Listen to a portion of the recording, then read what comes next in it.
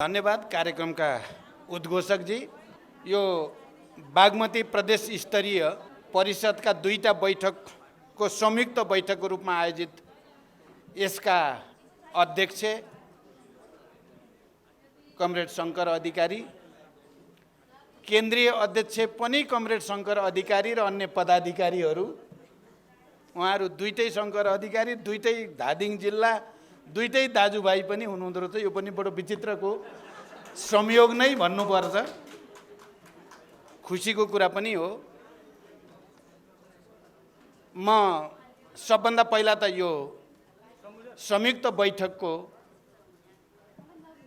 प्रभावकारी सफलताको निम्ति हार्दिक शुभकामना व्यक्त गर्न चाहन्छु। तपाईहरुको यो बैठक सामान्य परिस्थितिमा बस्दै छैन। देशको राजनीतिक परिस्थितिको दृष्टिकोणले र शैक्षिक चुनौती र अवसरका दृष्टिकोणले पनि तपाईहरुको यो बैठक एउटा विशिष्ट परिस्थितिमा हुँदैछ। त्यसो त हामीले कल्पना गरेका थिएनौं। ठुलो सङ्घर्ष र बलिदानपछि बनिएको संविधान अनि हाम्रो आफ्नै मेहनत र पहलकदमीबाट एउटा कम्युनिस्ट आन्दोलनको व्यापक र बृहत ध्रुवीकरण, एकता अनि त्यसलाई नेपाली जनताले गरेको अनुमोदन र देशभित्र र बाहिर सम्पूर्ण कार्यकर्ताहरूले बडो उत्साहको साथ त्यसलाई गरेको समर्थनबाट अब देशमा कम्युनिस्ट आन्दोलनको, वामपन्थी आन्दोलनको नेतृत्वमा एउटा राजनैतिक स्थिरता प्राप्त हुनेछ। कम्युनिस्ट हुनुको नाताले, वामपन्थी प्रगतिशील हुनुको नाताले अब सामाजिक न्याय र आर्थिक समानताको अभियान सहित समृद्धि र समाजवादको निर्माणको एउटा नयाँ युग प्रारम्भ हुनेछ भन्ने हामीले सपना देखेका थियौँ।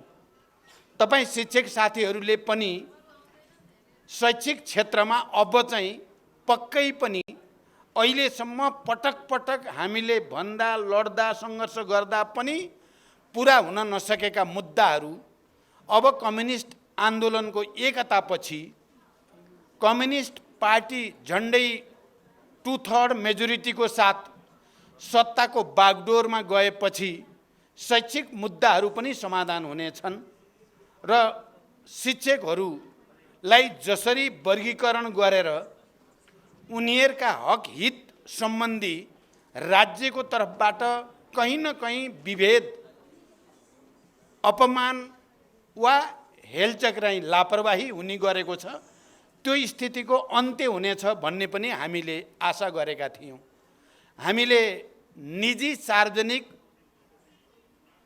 र सहकारीको हाम्रो संवैधानिक मान्यता अनुसार शैक्षिक क्षेत्रमा पनि बिस्तारै समाजवादतिर अगाडि बढ्नको लागि कदम कदम गरेर आधारहरू तयार पारिनेछन् भन्ने विश्वास पनि हामीले लिएका थियौँ। म आफै प्रस्तावक भएर वाम गठबन्धन सुरुवात गरेको, म आफै प्रस्तावक भएर कम्युनिस्टहरूको एकता अब शान्तिपूर्ण र प्रतिस्पर्धाको राजनीतिबाट अगाडि जाने र समाजवाद निर्माण गर्ने युगान्तकारी कार्यभार पुरा गर्नको निम्ति अब वामपन्थी र कम्युनिस्टहरू चाहिँ अलग अलग बस्ने आवश्यकता छैन भनेर प्रस्ताव गर्ने पनि हुनुको नाताले र निर्वाचन अगाडि गठबन्धनको तर्फबाट तयार पारिएको घोषणापत्रको प्रमुख निर्णयकर्ता मध्ये म आफै पनि एउटा हुनुको नाताले शैक्षिक क्षेत्रमा विद्यमान समस्या र चुनौतीहरू पनि अब चाहिँ समाधान गर्न सकिन्छ भन्ने एउटा कन्फिडेन्स मैले लिएको थिएँ। मैले अहिले यहाँ आएर थाहा पाएँ तपाईहरुको सबै रिपोर्ट, सबै जिल्लाका प्रमुखहरू या प्रतिनिधिहरूको रिपोर्ट त मैले सुन्न पाइनँ, तर यहाँ अध्यक्ष, आजका अध्यक्ष कमरेड शङ्कर अधिकारीले मलाई छोटकरीमा चाहिँ सबै जिल्लाका प्रतिनिधिहरूको भनाइको सार चाहिँ यो हो भनेर मलाई लेखेर पनि दिनुभएको छ। पहिला देखाउनु पनि भयो। त्यसमा केही मूलभूत मुद्दाहरूमा तपाईहरुले आफ्नो कन्सर्न देखाउनु भएको छ। मैले पहिलोचोटि गणतन्त्र नेपालको प्रधानमन्त्रीको हैसियतले होस् या दोस्रो पटक या पटक पटक हाम्रो पार्टीको तर्फबाट शिक्षा मन्त्रालयको जिम्मा लिने सन्दर्भको कुरा होस्, शिक्षकहरूका समस्या, शिक्षकभित्र पनि विभिन्न प्रकारका शिक्षकहरूका समस्या, तिनीहरूको बारेमा, द्वन्द्व पीडित शिक्षकहरूका समस्याको बारेमा, बाल विकाससँग सम्बन्धित शिक्षकहरूको समस्याका सन्दर्भमा, करार शिक्षकहरूको, अस्थायी शिक्षकहरूको समस्याका सन्दर्भमा या आम शिक्षा नीतिका सन्दर्भमा पटक पटक हामीले छलफल नगरेको चाहिँ होइन र त्यसलाई सम्बोधन गर्ने प्रयास नगरिएको पनि होइन। मैले शिक्षकहरूका राष्ट्रिय स्तरका, केन्द्रीय स्तरका या प्रादेशिक र जिल्ला स्तरका कार्यक्रममा उभिएर कहिले सरकारको तर्फबाट प्रधानमन्त्रीको हैसियतले, कहिले पार्टीको अध्यक्षको हैसियतले मैले धेरै पटक तपाईहरुको मुद्दाको बारेमा, शिक्षकहरूका समस्याको बारेमा, जनवादी शिक्षा नीतिको बारेमा या समाजवादी शिक्षा नीतिको विकासको बारेमा चर्चा गरेको छु र तपाईहरुले उठाएका मुद्दा र मर्महरूलाई समाधान गर्ने हाम्रो प्रयासको बारेमा मैले जानकारी गराउने पनि गरेको छु। कहिलेकाहीँ अब चाहिँ सायद हामी अब समस्या समाधानको खुड्किलो, एउटा महत्त्वपूर्ण खुड्किलो पार गर्नै लाग्यौं भने जस्तो ठाउँमा पुग्दा सरकार ढल्ने गरे।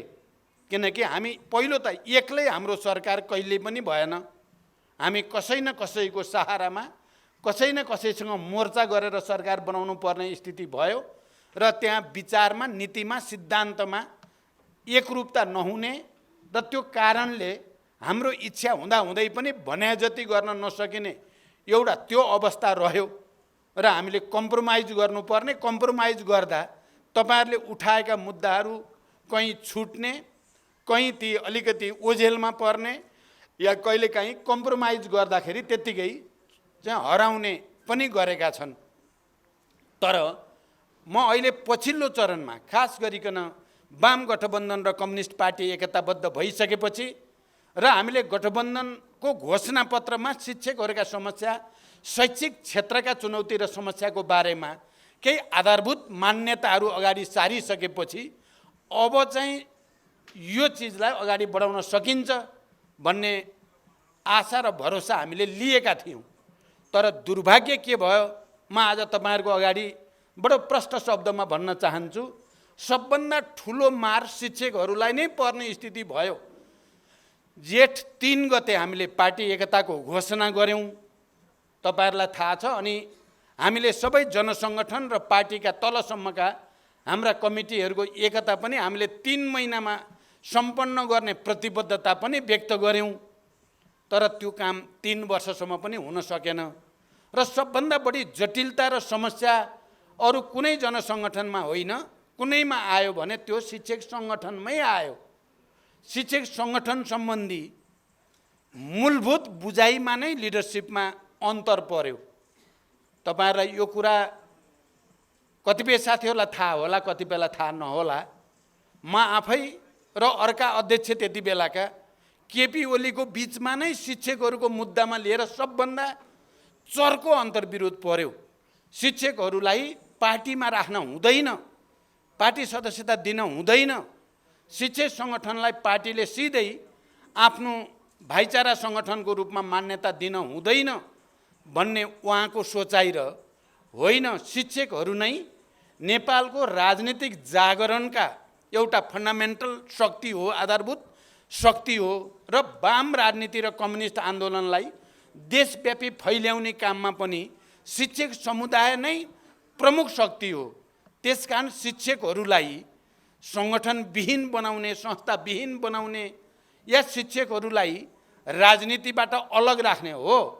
शैक्षिक क्रियाकलाप गर्दै गर्दा स्कुल हाताभित्र आफ्नो जिम्मेवारी पूरा गर्ने क्रममा शिक्षकहरू कहाँनिर केन्द्रित हुनुपर्छ त्यो बारे आचार संहिता बनाउन सकिन्छ। तर त्योभन्दा बाहिर शिक्षकहरू एउटा सचेत नागरिकका हैसियतले हाम्रो संविधानले दिएको मौलिक अधिकारको प्रयोग गर्न वञ्चित गर्न हामी कसरी सक्छौं, हामीले किन त्यसो गर्ने, त्यसो गरेर हामीलाई त्यसले अन्ततः फाइदा के हुन्छ भन्ने बारेमा सबभन्दा धेरै डिबेट भयो र अन्ततः शिक्षकहरूको एकता पनि हुन सकेन। हामीले पटक पटक शिक्षक सङ्गठनको एकताको प्रस्ताव राख्यौँ।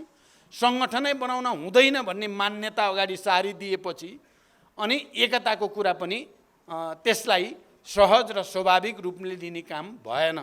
मलाई कहिलेकाहीँ के लाग्छ भने हुन त उहाँहरूले विगतमा शिक्षक सङ्गठन नबनाएको पनि होइन, उहाँहरूको आफ्नै शिक्षकहरूको अलग समुदाय नभएको पनि होइन, तर पार्टी एकता गरिसकेपछि शिक्षक सङ्गठनको एकता गर्ने र शैक्षिक मुद्दाहरूमा चाहिँ सामूहिक र संस्थागत ढङ्गले छलफल गर्न यत्रो अरुचि र विमति किन राखियो भन्दा कतै मलाई अहिले फर्केर हेर्दा लाग्छ तपाईँ शिक्षकहरू, खास गरी यो एकीकृत शिक्षक मोर्चा, यो मोर्चाका नेता र तपाईँ सबै साथीहरूप्रति उहाँहरू तर्सेको त होइन? एकता गरिहाल्यो भने नेतृत्व यिनीहरूले लिन्छन्, विचारमा यिनीहरू प्रखर छन्, मुद्दामा यिनीहरू सङ्घर्ष गर्छन्, क्रान्तिकारी छन्। त्यसकारण एक ठाउँमा राख्यो भने चाहिँ कहीँ गडबड हुन्छ भनेर हो कि पछिल्लो चरणमा जब केपीले पार्टी विभाजित गर्ने काम अगाडि बढ्यो र हामीले नचाहँदै पनि तपाईहरुलाई थाहा छ, मैले पटक पटक भन्ने पनि गरेको छु, यो गएको माघ होइन त्योभन्दा अगाडिको सालको माघमा पार्टीको केन्द्रीय समितिको बैठक 2 वर्षपछि हामीले आयोजना गरेका थियौँ र मैले पार्टीको कार्यकारी अध्यक्षको हैसियतले मैले एक्लै अध्यक्षता गरेर सञ्चालन गरेको केन्द्रीय समितिको बैठक थियो। त्यो बैठक यति सफल, प्रभावकारी र अर्थपूर्ण बैठक भयो। त्यो बैठकको सफलतापछि केही प्रशिक्षण कार्यक्रमहरू पनि भए।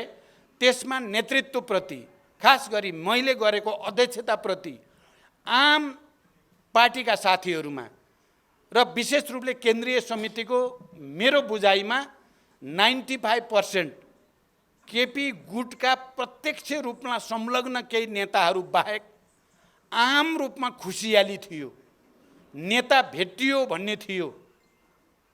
तर केपी र केपी नजिकका केही उग्र गुटवादीहरूलाई त्यो सह्य भएन र त्यही बिन्दुबाट पार्टीभित्र चरम गुटबन्दी र हाम्रा विरुद्ध